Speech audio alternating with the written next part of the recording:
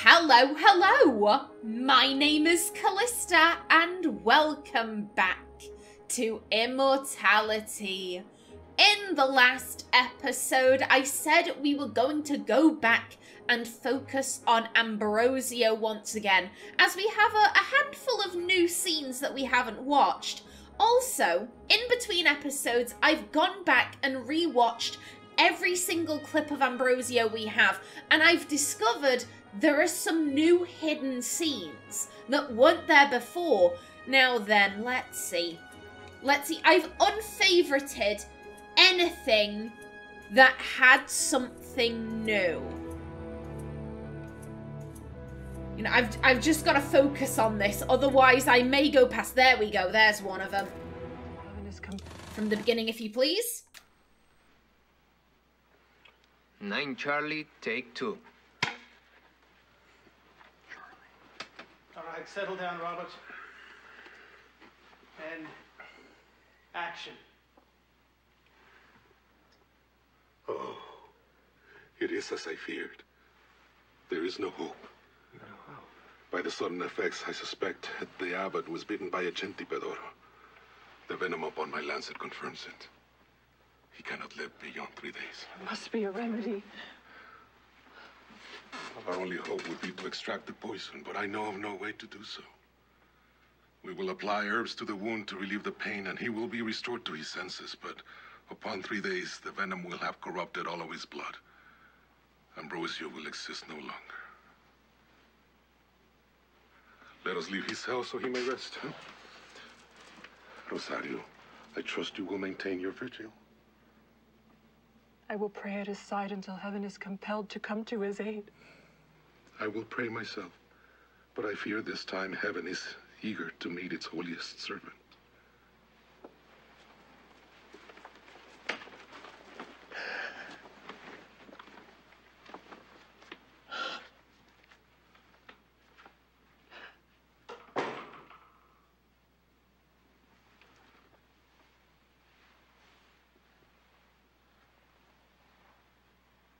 And cut. Oh, that turn, you know, when everyone was gone and Matilda knew she was on her own, just the tears stop, the trembling stops, and she just looks at him.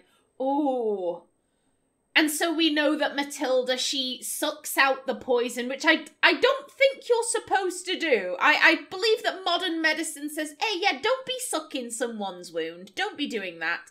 And Matilda becomes sick herself. What I find really interesting there, so I said this before in the scene where it's when the Domina is taking Agnes down into the crypt. And, you know, Agnes is saying, like, please have mercy, if not for me, then for my unborn child. Please don't do this to me. And the other nun is saying, like, her contrition seems genuine. Genuine. Sister, have more guile. The only reason I can remember this is because, as I said, I rewatched all of the footage last night, so it's fresh in my mind. But the Domina is saying, you know, have more guile, sister. She offended our order. You know, she showed my teachings to be weak in front of the holiest man in Madrid. The enablement. The amount of enabling that people did around Ambrosio, encouraging his idea that, yes, you are God's holiest servant. You are the holiest man in Madrid. Only God is above you. Like, and I thought, you know, oh, maybe it was just the nuns. No, even the father, the head of the abbot is saying, like, oh yeah, Ambrosio is totes his holiest servant, 100%. 100% Ambrosio is the most holy man in Madrid. I'm like, Father, no! Don't do this! Now then, I believe this was actually the first scene I ever found, and it has a secret scene. I think that is so cool. It's towards the end, so I won't have to... Come on, where are you? You're here? I know you're here. There you are, come on.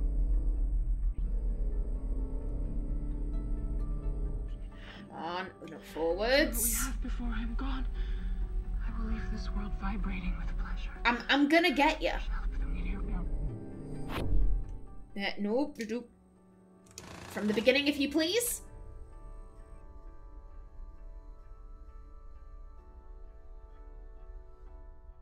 I found the 20th century overwhelming.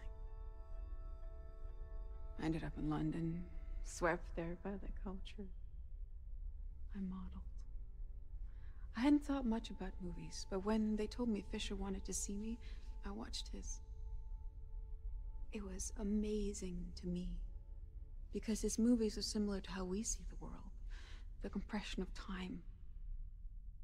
I felt Fisher was an artist, and I hoped to help, but he wasn't kind when we met. He wasn't interested in teaching me. He wanted to sculpt me. Movies were like a sexual mania to him. He told me what to eat.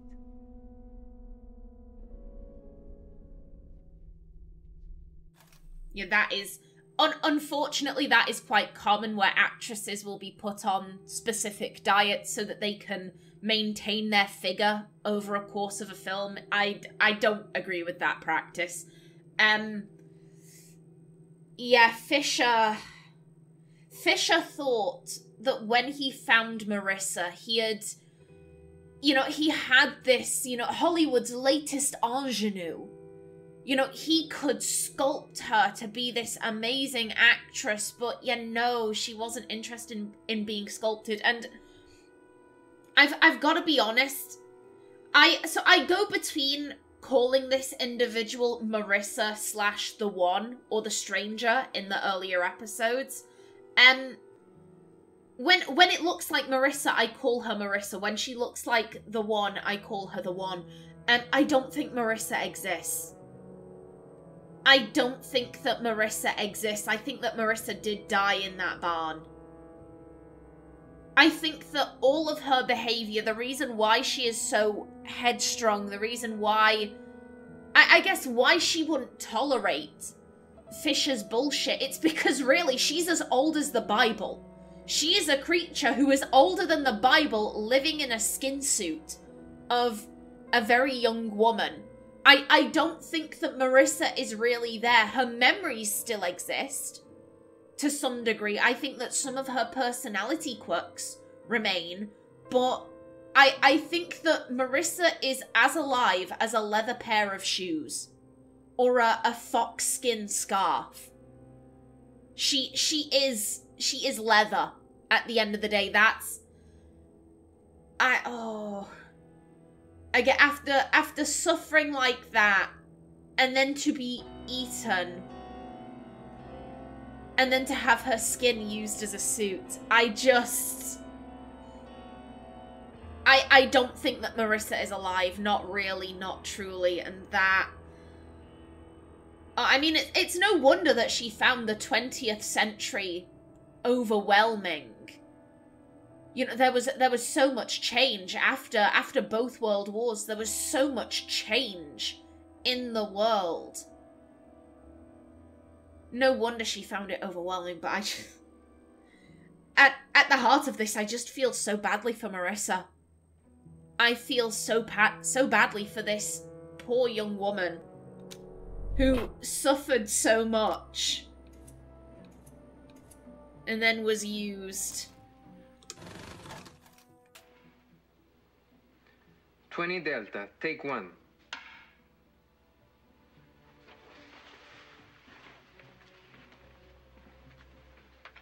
And action.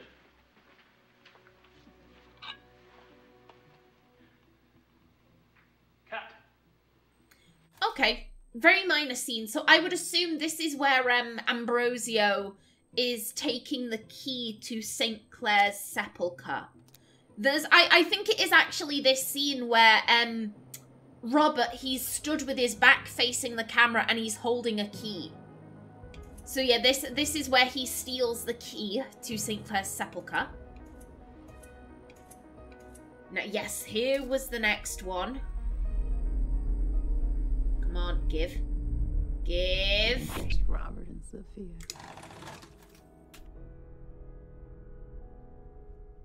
I watched Robert and Sofia.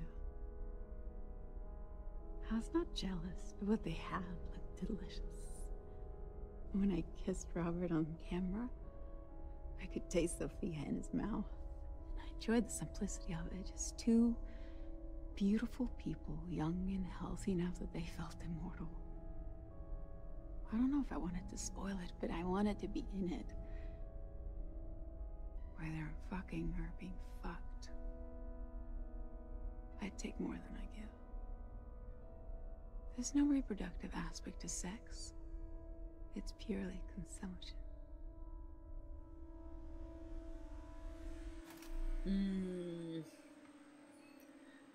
Oh, that.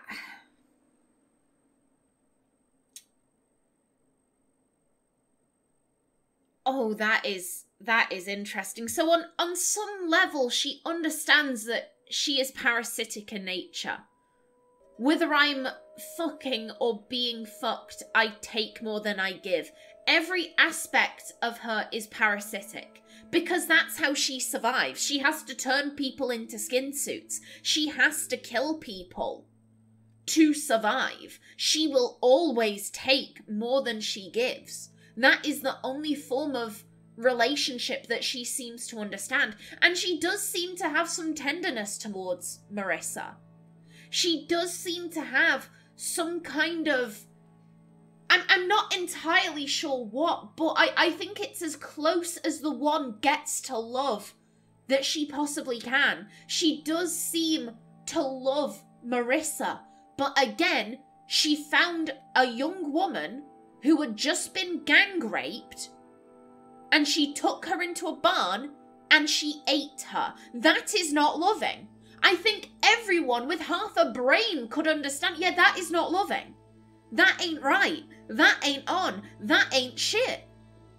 And yet from her perspective, it's like, oh, well, she lives in me. Yeah, I'm wearing her skin. Yeah, she's technically dead, but like some of her memories and some of her personality quirks, I will adopt. Therefore, she will kind of live on. Therefore, I'm doing this really amazing thing. No, you're not. No, you're not. She might have lived. She might have been able to come to terms with her trauma. She might have lived a very happy life. But no, instead she's your goddamn skin suit. There was, just for a split second, can we... Let's go forward. Right here. Take more than I give. This face. This is, you know, contemplative. And her voice sounded ever so slightly pained. On some level, I do think she realizes that this isn't right. How she lives her life isn't right. But then she gets swept up in the hedonism of it. No, I want to play. There's no reproductive aspect to sex. It's purely consumption. Yeah. She was thinking to herself, you know, like, maybe this isn't right. But oh, the hedonism. Oh, the joys of it all. I want to see the beginning again. I watched Robert and Sofia. I was not jealous, but what they had looked delicious. I describe this face as... It's mischievous, but I'd also say, to me, there looks like there's a little bit of malice in there. Just a very slight amount. I'm not saying, like, you know, over the top amount of malice, but just ever so slightly. Ever so slightly, I read this as... You know, she's saying that, you know, she wasn't jealous, but what they had looked delicious. When I kissed Robert on camera, I could taste Sofia in his mouth. And I enjoyed the simplicity of it. Just two beautiful people, young and healthy enough that they felt immortal. I don't know if I wanted to spoil it, but I wanted to be in it. And there's the thing of it. There's the thing of it. She didn't know if she wanted to spoil it. So I think on some level she's saying, yeah, I was instrumental in them splitting up. Because I'm pretty sure that Sofia and Robert do split up before the before filming is done. And I think part of that was because, you know, Sofia, she was dealing with a lot of Catholic guilt. This film brought up a lot of feelings regarding her Catholicism. But Sofia and Marissa, they always had that tension. And it was always Sofia feeling tense around Marissa. Marissa, I never got any feeling that, again, I'm doing it again. I never got any feeling that the one felt tense around Sofia. She seemed perfectly at ease. Even in those, you know, early script reading sessions where Sofia is being so hostile towards the one. And the one is just sat there, perfectly still, not doing anything. Oh, I know what oral sex is. You don't need to explain this to me. You know, you can see that Sofia is mocking her in a way. She's trying to, you know, aggravate her. But we never got that from the one. She was always very calm, very polite. We saw in that one hidden scene where Sofia asks, "Is this a dream?" The one said, "I liked you," or "I always liked you," something like that. From the one side, she really liked Sofia, but Sofia always kind of saw her as, you know, I think as a bit of a romantic rival, because the one and Robert had so many romantic scenes together. They had so many, you know, sexual scenes, or scenes where they were kissing.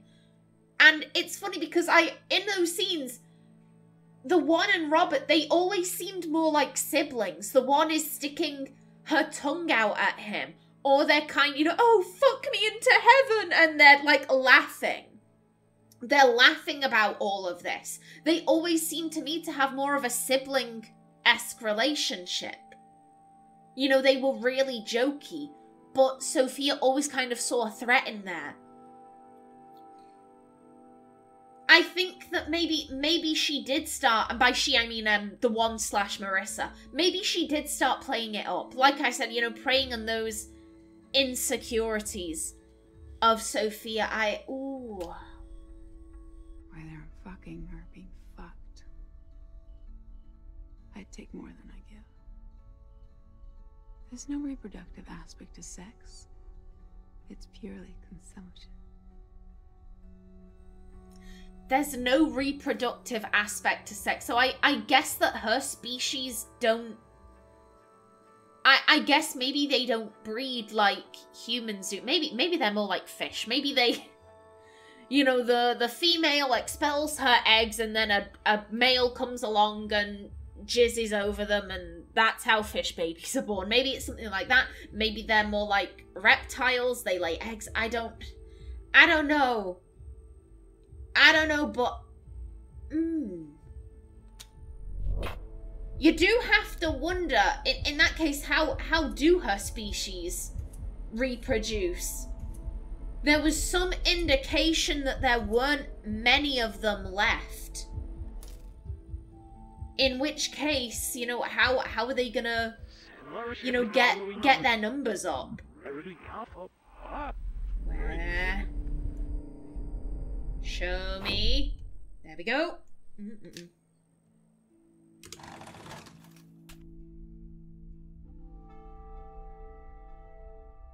Man has mastered the surface of the planet.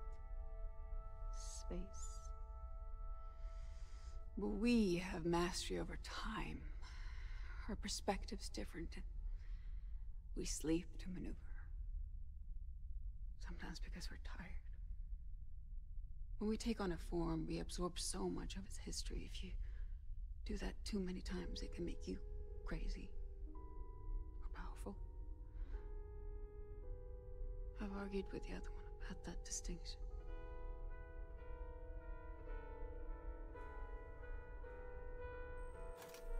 Oh. We sleep to maneuver. That's such a good line.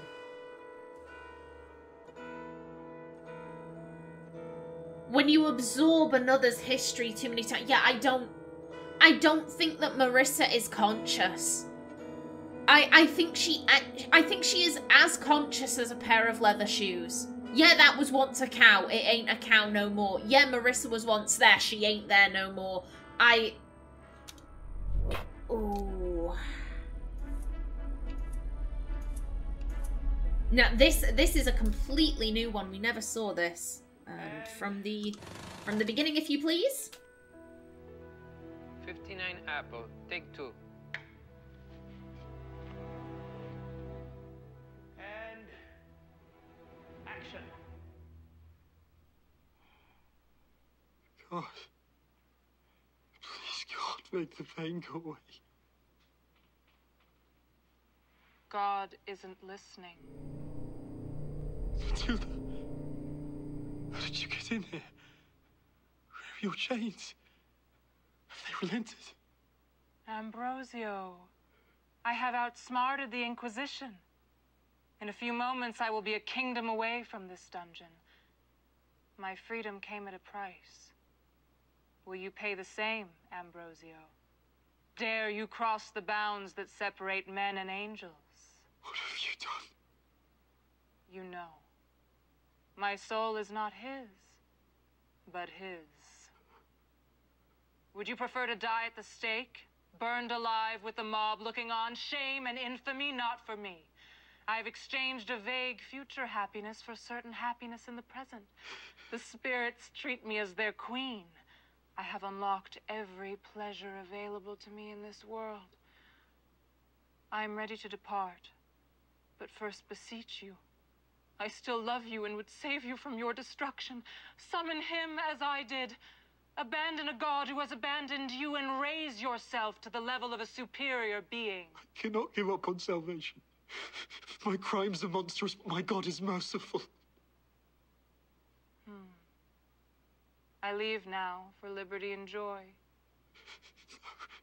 No, you command infernal demons, bid them break my cell doors open. Please save me. Alas, my pact forbids me from assisting a servant of God. Renounce your title and I can help. I will not sell my soul. Your arrogance will be your doom. You will regret it when you are burning. I leave you this book. Read the first 4 lines of the 7th page backwards. If you are wise, we shall meet again. If not, farewell forever. Freeze.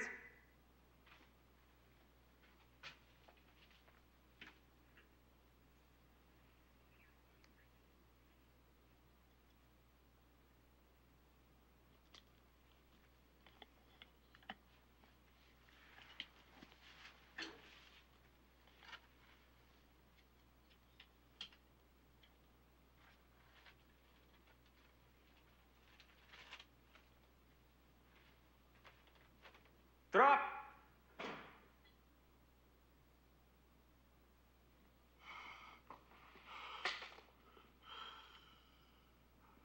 And cut. Was that good, John? Would you sell your soul if I asked you? Oh, that. I absolutely loved the facial expressions that Marissa was making because they were pantomime-esque.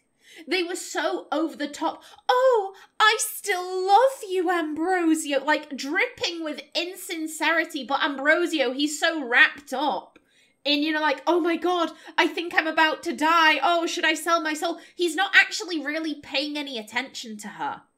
He's not really looking at her. He's not seeing, like, she's being insincere as shit. She's being insincere as fuck. Why should I trust her? Like, you claim that your God is merciful, you believe in him, and yet very clearly you don't. If you were certain that your God was a merciful God, if you knew that with all, you know, every fiber of your being, you knew that God would step in and save you, you would be paying attention to her and you'd know, like, hang on a minute. Why do you sound like that? Why are you making these facial expressions? This is very clearly a trick, but his faith, how do I put this? His faith was never genuine. His faith was never genuine. It was all built up on this idea of this can make me seem greater than I am. This will make me seem like the holiest man in Madrid. Men will respect me. Women will respect me. I will have all of this fame, the accolades that will be lavished upon me, it will all be mine. His faith was never sincere. I like that scene. I like that scene. Now, there was a vibration. I think it was closer to the beginning of the scene than the end. You know, it might have been quicker to go to the beginning and then, you know, fast forward, but oh well. Oh well, we're doing it this way. We get to see more of Marissa's pretty dress, and it is a stunning dress. I love the crown. Where are you? Aha! People sell their...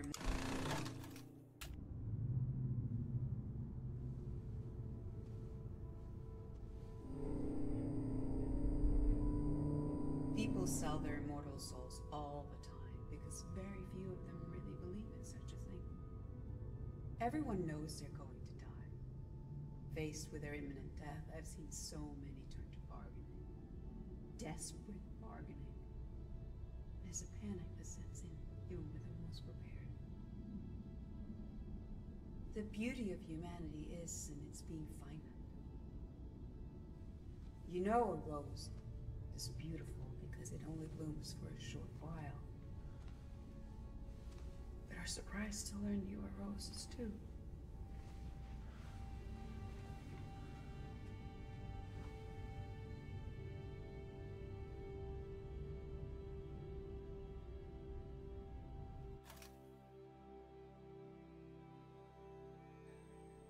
Oh,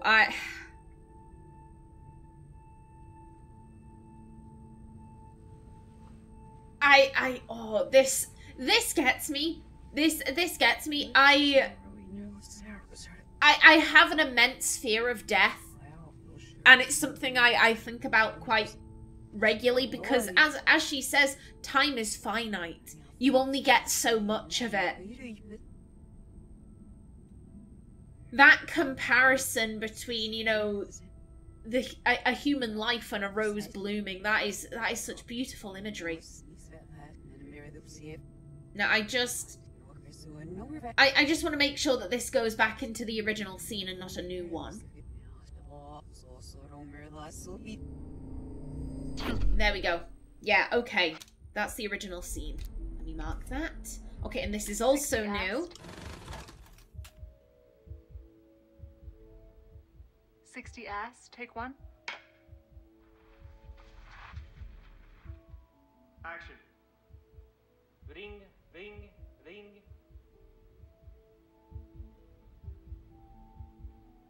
Show me a sign. Show me a sign, Lord. Show me you love me still as you once loved me. I'm Ambrosio, the holiest man in Madrid. I've saved souls for you. I have preached your words more eloquently than any other. I'm your man. In 9 hours, they will burn me at the stake of the auto de fe. Is this not an insult to you? They burn your most devoted servant. Am I to suffer for their sins as your child did? I will happily do so, but just please just show me a sign that this is what you wish.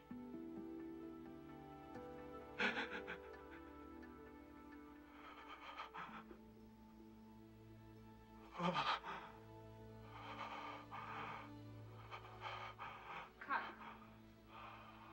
Marvelous, Mr. Jones. Oh, again, this is all stuff I've said about Ambrosio before. We're going to rewatch that. We're going to take that line by line. 60 ass, take one. 60 ass? Action. God damn it, Marissa. Ring, ring, ring. Also, correct me if I'm wrong, but it doesn't sound like Fisher is on set. I'm pretty sure that the guy shouting action, that was John Durick. The guy saying ring, ring, ring, that's with an Italian accent. So that's one of the crew. And if Fisher was there, I doubt he'd be letting Marissa be like, 60 ass, take one.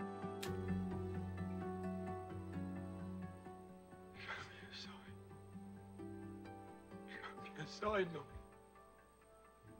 Show me you love me still as you once loved me. I absolutely love... I'm Ambrosio, the holiest man in Madrid. I'm loving these facial expressions. Robert Jones is doing a cracking job. I've saved souls for you. Here's the thing. You've saved souls, that's great, but your faith was built on your pride. You view yourself as being next to God. You are the holiest man in Madrid. If there is a God, I doubt he cares that you've saved souls. I doubt he cares about that. I'm sure that if there is a God, he cares more about, like, are you living your life in accordance with my teachings? Some washerwoman in Madrid who is very quiet, just goes about her business, attempting to be, you know, kind and honest and charitable, to treat others as she would wish to be treated herself. I'm sure she is more holy than Ambrosio ever was. Because she has genuinely tried to be good. She has been tested and she has said, no, I will walk the path of the Lord. I do this, you know, knowing what else is out there for me. No, I would rather walk this path. I am sure that that is more worthy in God's eyes than some dickhead who's like, oh yeah, I'm totally the holiest man here, everyone love me, I'm gonna go rape a woman. Like, sir, the fact that you've saved souls is irrelevant. Your faith is bullshit. Your faith, in quotations, your faith is nothingness and flim-flam. It's bullshit. I have preached your words more eloquently than any other. Again, I doubt that God cares. Because you have not lived by those words. The first moment you are tempted, you fall. And you don't get back up. You walk the path that God shows you and you fall off of it. You stumble, but you get back on the path. Not Ambrosio.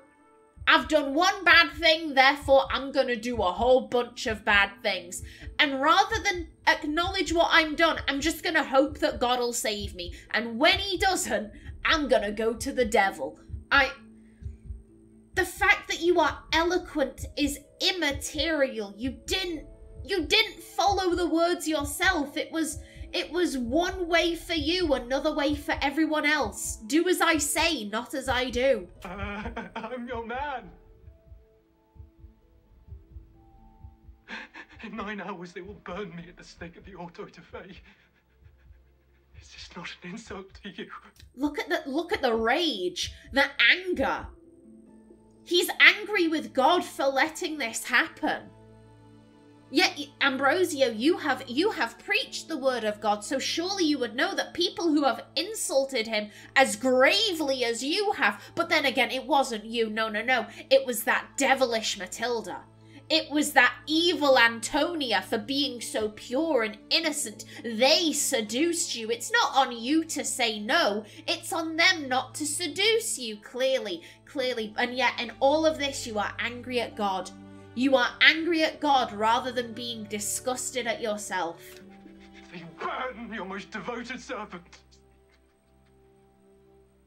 Am I to suffer for their sins as your child did? Comparing himself to Jesus. I will happily do so, but just please just show me a sign that this is what you wish. From his face, he clearly is not happy. He clearly is not happy to do this. This is a lie. This is a lie to make himself feel better. Like, oh, well, if God shows me that he wants me to burn, then I'll happily burn. But, like, seriously, God, show me a sign. Show me a sign that this is not what you want. Please. Please.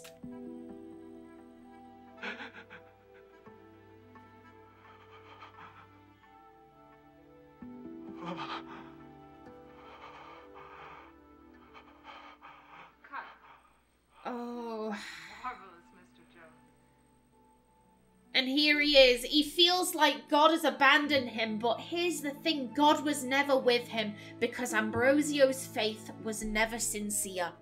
He was never sincere or genuine in the things he said.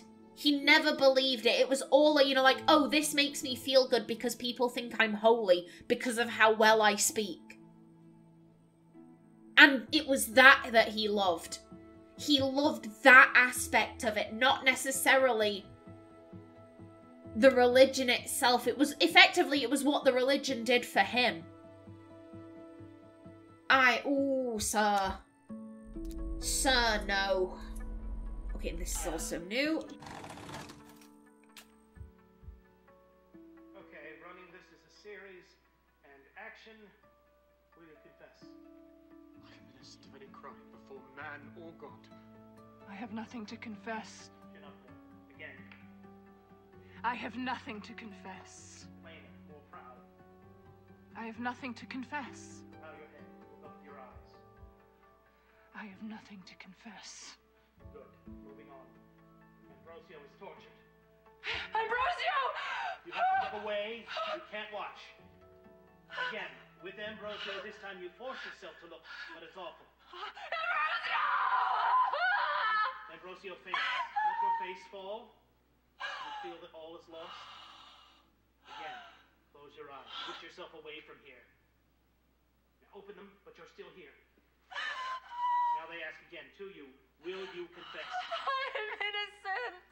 You shall be put to the question alongside your accomplice. Guards, I will confess! I will confess! I will confess! I corresponded with infernal spirits. I fornicated with the monk. I broke my sacred vows. I obscured my gender in order to enter into the holy order of the Capuchins. I conspired with Father Ambrosio to kidnap and defile the girl Antonia. I witnessed his murder of the same girl. I have blasphemed. I have sinned. I beg forgiveness of our eternal Father. again, look over at Ambrosio as you're saying it. Really, you are performing it for his benefit. I corresponded with infernal spirits. I fornicated with the monk. I broke my sacred vows. I obscured my gender in order to enter into the holy order of the Capuchins. I conspired with Father Ambrosio to kidnap and defile the girl Antonia. Oh, I witnessed his murder of the same girl. I have blasphemed. I have sinned. I beg forgiveness of our eternal Father. Brother de Villegas, you are sentenced to death. In 2 days' time, you'll be taken before the public at the Altar de Fe in the Plaza de Armas and burned at the stake. No, please, I have penitent as God, not a forgiving God. God will judge you himself after you have burned. Take her to her cell, and she will wait for 2 days without food or water and prepare for death. No, please, God, no. Okay, quick, again, from please God. Drag her away again, louder this time, Marissa. Wake Ambrosio up with your terror. Take her to her cell, where she will wait for 2 days without food or water and prepare her death. No, please! No, God, no! No, please! No! Cut! Wonderful, my dear. Well, perhaps I won't burn you at the stake after all. Translate! 57 Bravo, take 2. Oh, that looked exhausting. That looked absolutely exhausting. Flipping heck. And you could tell that Marissa was a bit annoyed by that. By the, like, okay, again, because this is a very intensive scene. She is having to put so much emotion into that. You saw she got caught up in it. You know, he said cut and she's still going, no. You know, she's screaming. She's screaming and writhing. There we go. She's screaming and writhing and, you know, she's so into it. Even after he says cut, she doesn't immediately stop because she's so in that headspace, in that moment. Ooh. But that was a good scene.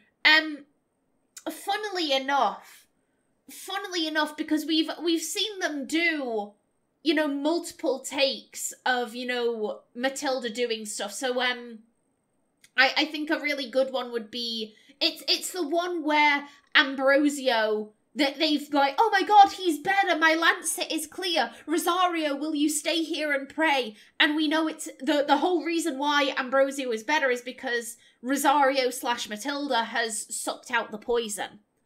And at the end of it, Rosario is, you know, facing the camera, and Arthur starts giving Matilda / the One, you know, direction. Okay, you know, a devilish smile.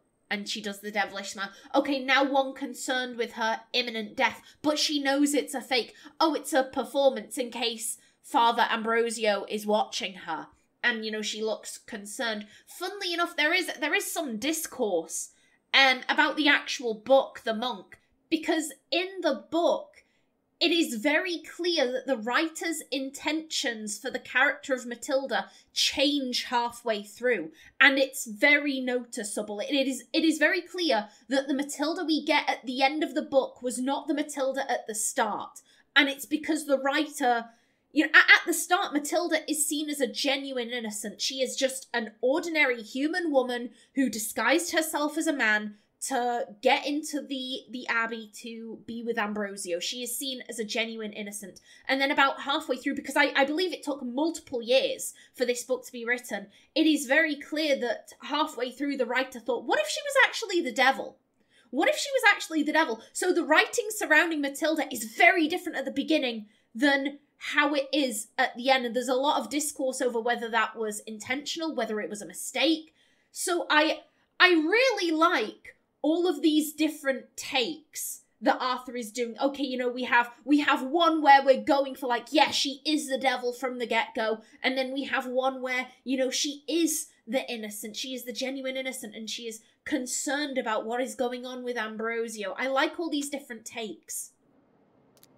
Now then, were there any others? Yeah, okay, and then that's the final one. And there was something new in that, but I showed it during the LP. Okay.